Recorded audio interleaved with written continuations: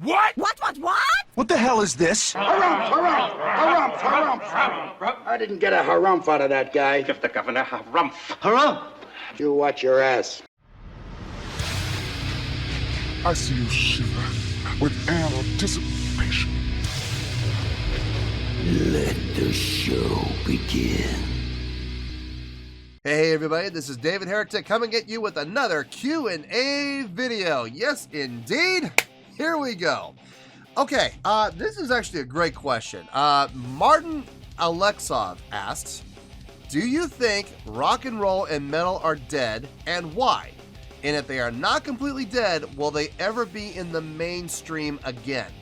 That's a great question, Martin. I actually did a study on this, believe it or not. I did a thesis paper in college on this exact subject. That's the truth. If you look at the trends of rock and metal, there is a life cycle that happens. Every 10 years or so, there is a surge in rock, and rock and metal become prevalent again for about 3 to 4, sometimes 5 years, depending on the decade. And it has this heyday, and it's wonderful. It's fantastic, but then it dies. But it doesn't really truly die. The movement dies, but the music, the actual rock and metal music, that never dies. It goes into hibernation while it reinvents itself. And then in about another 5 to 6 years, it comes back.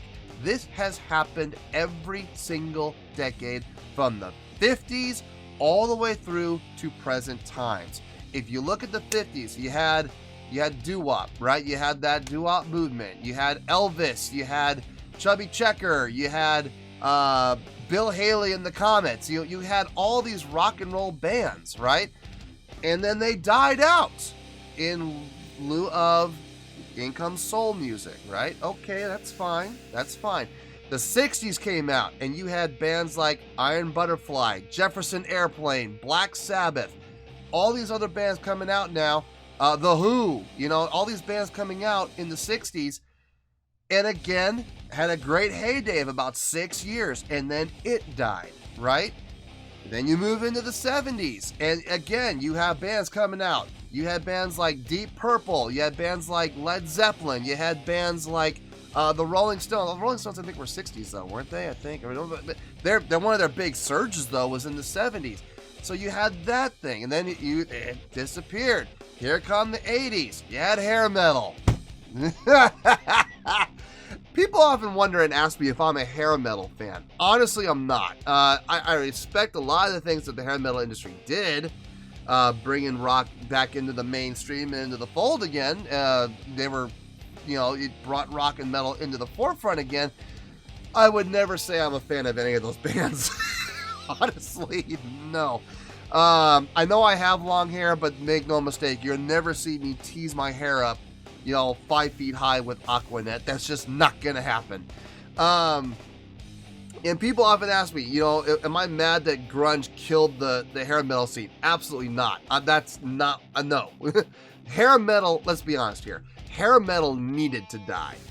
The thing is, it's not really dead. There's still a lot of bands out there that are hair metal bands. They're still playing to this day. So good for them.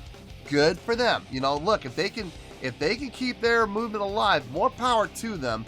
But grunge definitely killed off the hair metal scene, and it needed to happen. Let's be honest here.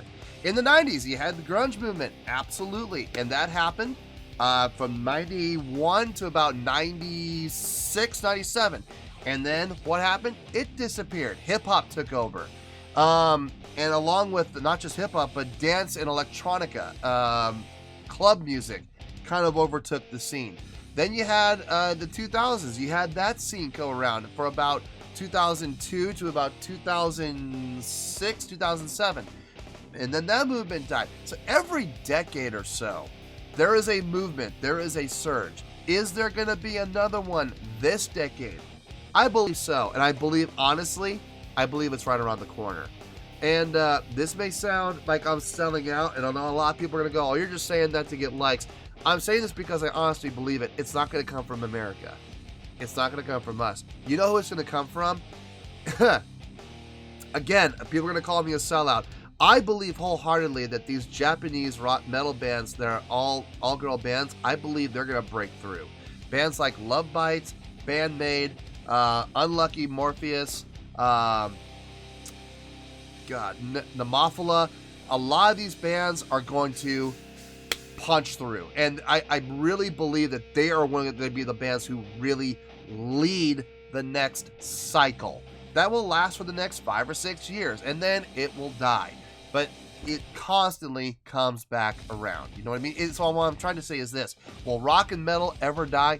No. They go into hibernation for them to be reinvented and come around so that that next phase of that movement will have its time, and then it will die. The phase will die, but rock and metal will never truly die.